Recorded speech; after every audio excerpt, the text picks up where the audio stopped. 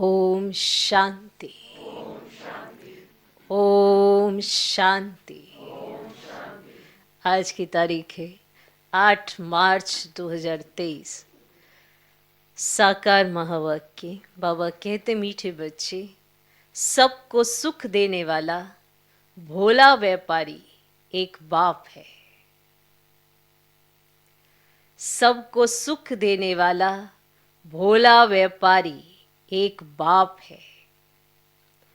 वही तुम्हारी सब पुरानी चीजें लेकर नई देते हैं। वही तुम्हारी सब पुरानी चीजें लेकर नई देते हैं। उनकी ही पूजा होती है। उनकी ही पूजा होती है। बाबा कहते, मीठे बच्चे, सबको सुख देने वाला भोला व्यापारी एक बाप है। वही तुम्हारी सब पुरानी चीजें लेकर नई देते हैं। उनकी ही पूजा होती है। आज का प्रश्न, तुम्हारी गॉडली मिशनरी का कर्तव्य क्या है? तुम्हारी गॉडली मिशनरी का कर्तव्य क्या है? तुम्हें कौन सी सेवा करनी है? तुम्हें कौन सी सेवा करनी है? तुम्हारी गॉडली मिशनरी का कर्तव्य क्या है? तुम्हें कौन सी सेवा करनी है? उत्तर, तुम्हारा कर्तव्य है सभी मनुष्य मात्र का कल्याण करना। तुम्हारा कर्तव्य है सभी मनुष्य मात्र का कल्याण करना। सबको तमो प्रधान से सतो प्रधान बनाने के लिए बाप का संदेश देना। सबको तमो प्रधान से सतो प्रधान बनाने के लिए बाप का संदेश देना। तुम सबको बोलो कि स्वर्ग स्थापन करता बाप को याद करो।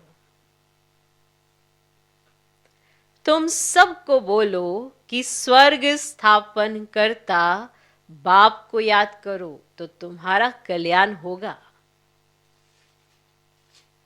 तो तुम्हारा कल्याण होगा। तुम्हें सबको लक्ष्य देना है। तुम्हें सबको लक्ष्य देना है। जो देवताओं को मानने वाले तुम्हारे कुल के होंगे, वे इन सब बातों को समझेंगे। जो देवताओं को मानने वाले तुम्हारे कुल के होंगे, वे इन सब बातों को समझेंगे। तुम्हारी हैं रूहानी बातें। तुम्हारी हैं रूहानी बातें। तुम्हारी गॉडली मिशनरी का कर्तव्य क्या है? तुम्हें कौन सी सेवा करनी है? उत्तर, तुम्हारा कर्तव्य है सभी मनुष्य मात्र का कल्याण करना। सबको तमो प्रधान से सतो प्रधान बनाने के लिए बाप का संदेश देना। तुम सबको बोलो कि स्वर्ग स्थापन करता बाप को याद करो, तो तुम्हारा कल्याण होगा। तुम्हें सबको लक्ष्य देना है। जो देवताओं को मानने वाले तुम्हारे कुल के होंगे, वे इन सब बातों को समझेंगे। तुम्हारी है रूहानी बातें। आज का गीत है, भोलेनाथ से निराला और कोई नहीं। ओम शांति। भोलानाथ शिव बाबा बैठ समझाते हैं। भोलानाथ सिर्फ एक शिव बाबा है। गौरीनाथ जो कहते हैं, गौरी कोई एक पार्वती नहीं होती। गौरीनाथ या बबुलनाथ अर्थात बबुल जैसे कांटों को फूल और जो सांवरे बन पड़े हैं उनको गोरा बनाने वाले हैं। महिमा सारी है ही एक की। यह है मनुष्य सृष्टि रूपी झाड़ व ड्रामा। जब ड्रामा कहा जाता है तो उनमें जो मुख्य एक्टर्स हैं वे जरूर याद आते हैं। मुख्य जरूर हीरो हीरोइन की जोड़ी होती है। अब यहां भी मुख्य कोई जरूर चाहिए। मात पिता नामी ग्रामी है। सूक्ष्म वतन में कहते हैं शंकर पार्वती है। ब्रह्मा का किसको पूरा मालूम ही नहीं है। ब्रह्मा सरस्वती कह देते हैं, परंतु वह कोई जोड़ी है ही नहीं। वास्तव में शंकर पार्वती की भी जोड़ी है नहीं। विष्णु को भी दुनिया नहीं जानती। उनको जो अलंकार दिखाते हैं वे भी उनके नहीं हैं। यहां लक्ष्मी नारायण की जोड़ी कहेंगे। अब सभी से भोलानाथ उनको कहा जाता है जो बहुत सुख देने वाला है। भोलानाथ व्यापारी भी है। हमसे पुरानी चीज लेकर नहीं देता है। पहले पहले बुद्धि में आना चाहिए, सभी से ऊंचते ऊंच कौन? सबसे अधिक सुख देने वाला कौन? जो बहुतों को सुख देते हैं उनकी पूजा भी होती है। तो ये सब विचार सागर मंथन करने की बातें हैं। विचार सागर मंथन का नाम बहुत वाला है। तो विचार किया जाता है मनुष्यों में ऊंचते ऊंच है लक्ष्मी नारायण। अच्छा, उन्होंने क्या सुख दिया है? लक्ष्मी नारायण ने क्या सुख दिया है जो मनुष्य उनका नाम लेते हैं या उनकी पूजा करते हैं? वास्तव में उन्होंने सुख तो कोई भी नहीं दिया है। तो सत्युग में ना, वहां तो सभी सुखी हैं। कोई एक्स्ट्रा सुख तो लक्ष्मी नारायण ने नहीं दिया है। हाँ, वे सुखधाम के मालिक थे, परंतु उनको ऐसा बनाया किसने? इनसे पहले वह कहां थे? माना जब वो लक्ष्मी नारायण नहीं थे तो इससे पहले वो लक्ष्मी नारायण से पहले वो कहां थे? अगर बाबा उनको ऐसा नहीं बनाता तो वे कहां होते? तो ये सब तो बच्चों को मालूम है। आत्मा तो कभी विनाश नहीं होती। उनको ऐसा काम किसने सिखलाया जो इतना ऊंच बने? जरूर कोई शिक्षा मिली है। दुनिया नहीं जानती कि वे पास्ट में कौन थे। तुम अब जानते हो। लक्ष्मी नारायण 84 जन्म भोग, अंत में ब्रह्मा सरस्वती बनते हैं। तो क्या लक्ष्मी नारायण की महिमा गाई जाए या उनको जो पुरुषार्थ कराने वाला है अथवा प्रारब्ध देने वाला है उनकी महिमा की जाए? जिसने पुरुषार्थ कराया, जिसने प्रारब्ध प्राप्त कराई, उसकी महिमा की जाए ना। कितनी गुह्य बातें हैं। समझाना है कि लक्ष्मी नारायण क्या करके गए। उनको भी सारी राजधानी मिली है, परंतु गायन सिर्फ एक का ही चला आता है। शंकराचार्य ने आकर सन्यासियों की रचना रची, फिर उन्हों की पालना भी की। फिर जब तमो प्रधान अवस्था को पाते हैं तो उन्हें सतो प्रधान कौन बनाए? माया ने सबको तमो प्रधान बनाया है। लक्ष्मी नारायण जो सतो प्रधान थे, फिर चक्र लगाकर तमो प्रधान में आते हैं। हर एक का ऐसे होता है। बल कितने भी बड़े मर्तबे वाला हो, सतो रजो तमो से हर एक को पास करना है। इस समय सब पतित है, तो तमो प्रधान दुनिया को फिर से सतो प्रधान कौन बनाए? पहले पहले सतो प्रधान सुख में आते हैं, फिर दुख में जाते हैं। तो ये राज अब तुम बच्चों को समझाया जाता है।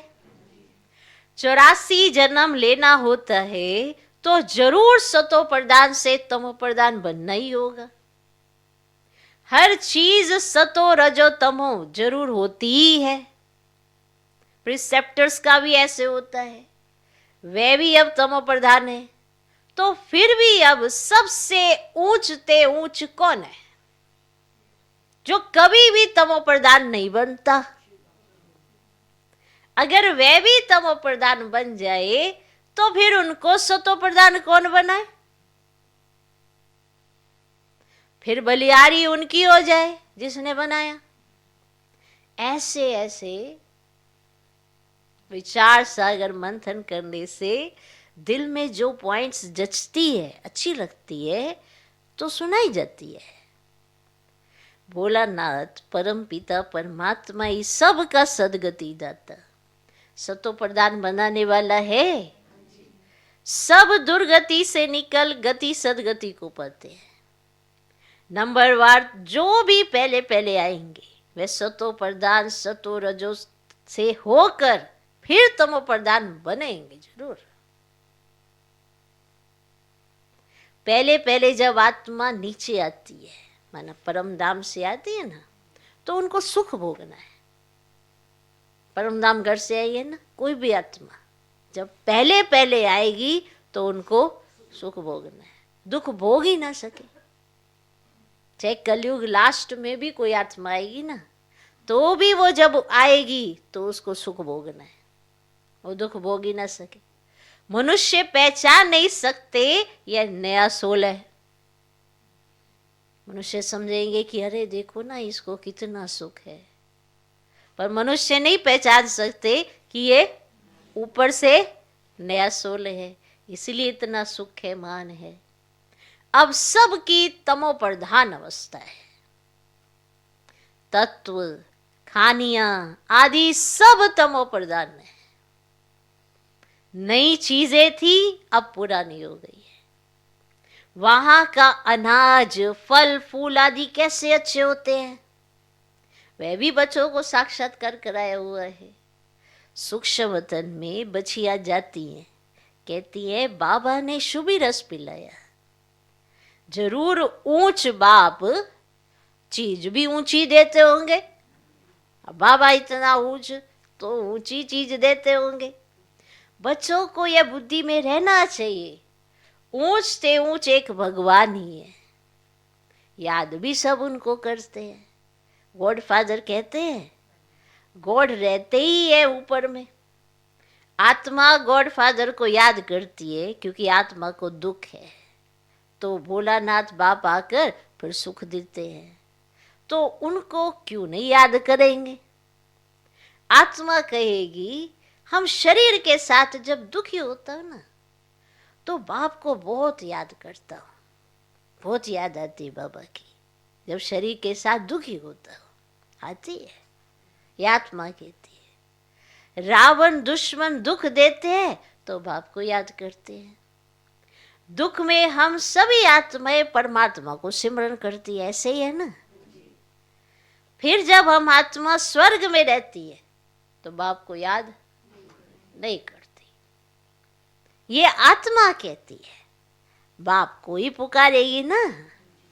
अब मनुष्य तो उनका ऑक्यूपेशन बायोग्राफी कुछ नहीं जानते, ना ड्रामा का राज जानते हैं कि कैसे आत्मा चक्र में आती है।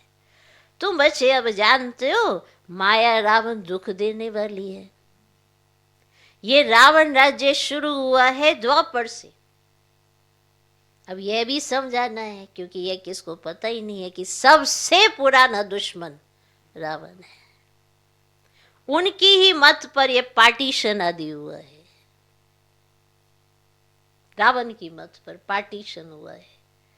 अभी तुम बच्चे समझते हो हम श्रीमत से भारत को स्वर्ग बनाते हैं।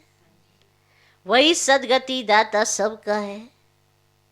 वे जब आए तब ही ब्रह्मा विष्णु शंकर से कार्य कराए। अब ऊंच से ऊंच वे एक ही है, उनकी बायोग्राफी को कोई नहीं जानते। ये खेल ही ऐसा बना हुआ है। तो बाबा समझाते सबसे बड़ा दुश्मन रावण है, उस पर जीत पानी है। समझाते भी उनको है जिन्होंने कल्प पहले समझा था।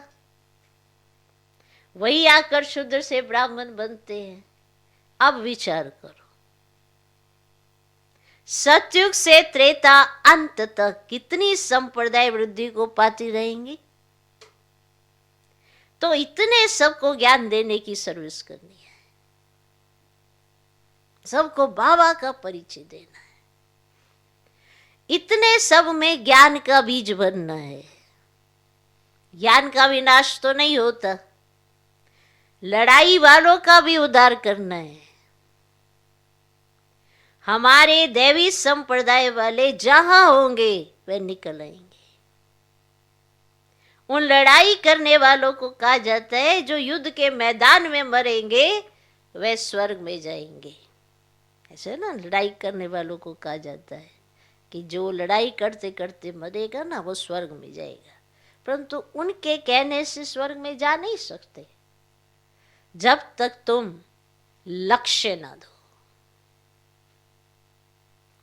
लक्ष्य सिर्फ ब्राह्मण ही दे सकते हैं, मरना तो है ही। मुसलमान अल्लाह को याद करेंगे, सिख लोग गुरु नानक को याद करेंगे, परंतु स्वर्ग में थोड़े ही जा सकते हैं। स्वर्ग में जाना होता है संगम पर। तो इन लड़ाई आदि वालों को भी सिवाय तुम ब्राह्मणों के ये मंत्र कोई दे ही ना सके।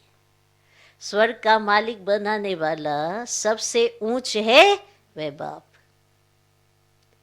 अब ये तो ठीक है, भगवान हुआ कि युद्ध में मरने से स्वर्ग में जाएंगे, परंतु कौन से युद्ध? अब युद्ध है दो, एक है रूहानी, दूसरी है जिस्मानी। उन गोली चलाने वालों को भी तुम ज्ञान दे सकते हो। अब गीता में भी है मन मना भव, अपने बाप और स्वर्ग को याद करो तो स्वर्ग में जाएंगे। तो जब संगम युग हो तभी तो तुम स्वर्ग में जा सकते हो। तो वे है जिस्मानी बातें, ये है सब रूहानी बातें। तो हमारी है माया पर जीत पाने की युद्ध। मरने समय मनुष्य को मंत्र दिया जाता है, तो ये जाते ही है मरने के लिए, तो बाप का संदेश देना है। एक दिन गवर्नमेंट भी तुमको कहेगी कि यह नॉलेज सबको दो। तुम हो गोल्डी मिशनरी, तुम्हारा काम है बहुतों का कल्याण करना। बोलो भगवान को याद करो। अब स्वर्ग स्थापन हो रहा है तो सुनकर बहुत खुश होंगे। जो इस कुल के होंगे वही मानेंगे। देवताओं को मानने वाले ही इन बातों को समझेंगे तो सबका कल्याण करना है। बिगर बाप को याद करने स्वर्ग में जा ही नहीं सकते। स्वर्ग स्थापन करता बाप को जब याद करेंगे तभी कल्याण होगा। बाबा ने समझाया है, लड़ाई वाले वे संस्कार ले जाते हैं तो फिर लड़ाई में ही आ जाते हैं। आत्मा संस्कार ले जाती है ना, स्वर्ग में तो जा न सके। जो भारत की सेवा करते हैं उनको फल तो मिलना चाहिए ना, तो उन्हों की सर्विस करनी है। बड़ों बड़ों को समझाना है, तुम्हारा प्रभाव निकलेगा। तुमको कहेंगे यहाँ आकर भाषण करो, जैसे मेजर ने बाबा को मंगाया। जहां तहां समझाने के लिए घुसना पड़ता है। बड़े को समझाने से फिर छोटे बहुत आते हैं। जब बड़ा समझ जाता है ना कोई, तो छोटे छोटे बहुत आते हैं।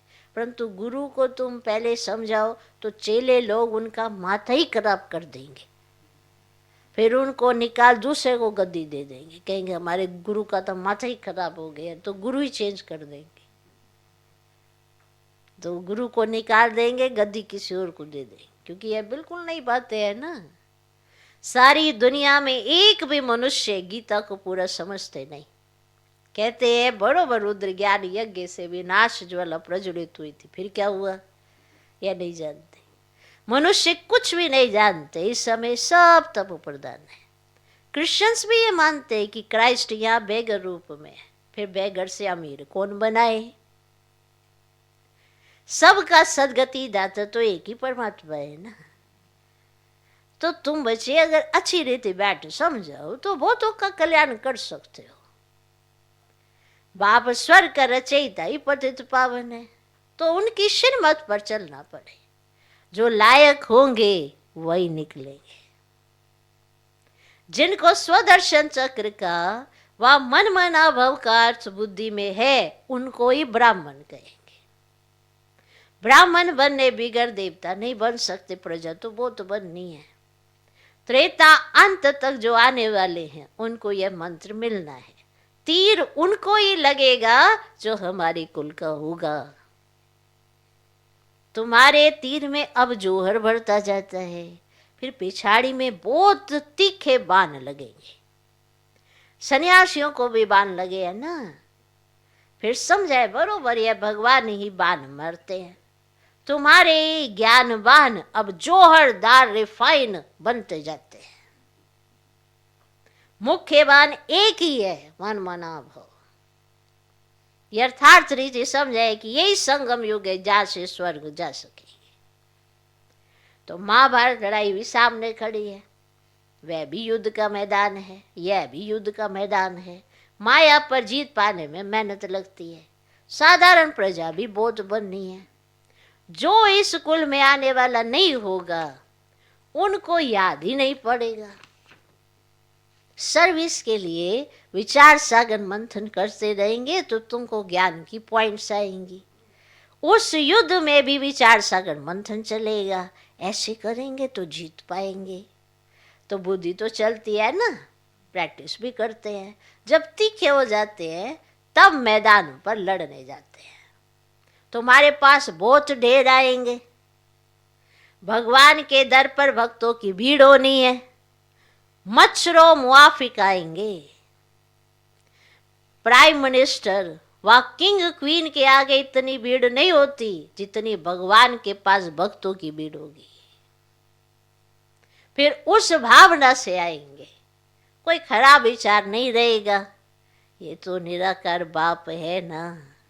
तो समझ में आता है भगवान के आगे भक्तों की भीड़ होनी चाहिए। आना भी सबको यहाँ पड़ेगा। यहाँ अपना जड़ यादगार एक्यूरेट, एकदम एक्यूरेट है। शिव बाबा का भी चित्र है, जगत पिता जगत अम्बा भी है। तो ये अभी का तुम्हारा ग्रुप है शक्ति सेना का। अच्छा, मीठे मीठे सिकिला दे बच्चों प्रति माता पिता बाप दादा का याद प्यार और गुड मॉर्निंग। रूहानी बाप की रूहानी बच्चों को नमस्ते। हम रूहानी बच्चों की भी रूहानी बाप को नमस्ते नमस्ते नमस्ते। Good morning good morning good morning. धारणा के लिए मुख्य सर पहला पॉइंट, ब्राह्मण सो देवता बनने के लिए, ब्राह्मण सो देवता बनने के लिए स्वदर्शन चक्र का और मन मना भव का अर्थ बुद्धि में यथार्थ रीति रखना है। ब्राह्मण सो देवता बनने के लिए स्वदर्शन चक्र का और मन मना भव का अर्थ बुद्धि में यथार्थ रीति रखना है।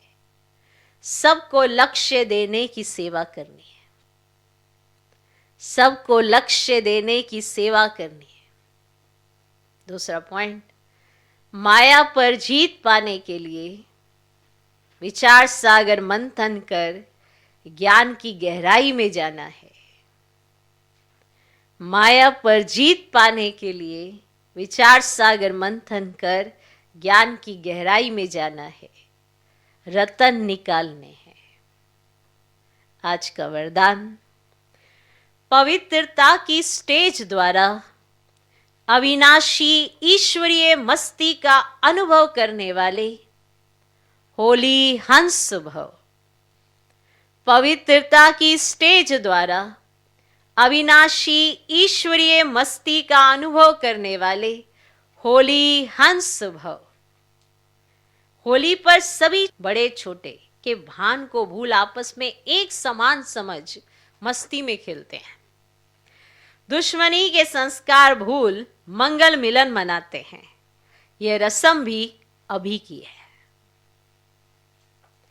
आप बच्चे जब होली अर्थात पवित्रता की स्टेज पर ठहरते हो, बाप के संग के रंग में रंगे हुए होते हो, तब ईश्वरीय मस्ती में देह का भान व भिन्न भिन्न संबंध का भान, छोटे बड़े का भान विस्मृत हो एक ही आत्म स्वरूप का भान रहता है। यही होली हंस स्थिति है। इसी का यादगार हर वर्ष होली उत्सव के रूप में मनाते हैं। सुना कि ये जो छोटे बड़े का भान भूलकर सब होली में एक समान बनकर मस्ती करते हैं, झूमते हैं, गाते हैं, दुश्मनी के संस्कार भूलकर मंगल मिलन मनाते हैं, तो ये रस्म अभी की है। और इसकी यथार्थ अर्थ क्या है कि पवित्रता की स्टेज पर ठहरते हुए, बाप के संग के रंग में रंगे हुए, इस ईश्वरीय मस्ती में देह का भान व भिन्न भिन्न संबंध का भान, छोटे बड़े का भान, विस्मृत हो एक ही आत्म स्वरूप का भान रहता है। यही होली हंस स्थिति है। क्लियर? इसी का यादगार हर वर्ष होली उत्सव के रूप में मनाते हैं। आज का स्लोगन, जिनके जीवन में शीतलता है वे दूसरों के जलते हुए चित्त पर विजय प्राप्त कर सकते हैं। जिनके जीवन में शीतलता है, देखो जिसके पास शीतल जल होगा तो वो शीतलता का ही अनुभव कराएगा, कि वो जहाँ भी होगा उससे शीतलता का अनुभव होगा। तो वो दूसरों के जलते हुए चित्त पर, अब जलता हुआ चित्त किसे कहा जाता है? बहुत सारा व्यर्थ, नेगेटिविटी, ये जो जलता हुआ चित्त है, इसके ऊपर अगर आपके जीवन में इतनी शीतलता है तो आप उस पर शीतल जल डाल सकते हैं। वो शीतल जल है बाबा की याद का। जितना बाबा की याद उतना ज्ञान की समझ, यथार्थ। तो जिनके जीवन में शीतलता है वे दूसरों के जलते हुए चित्त पर विजय प्राप्त कर सकते हैं। ओम शांति।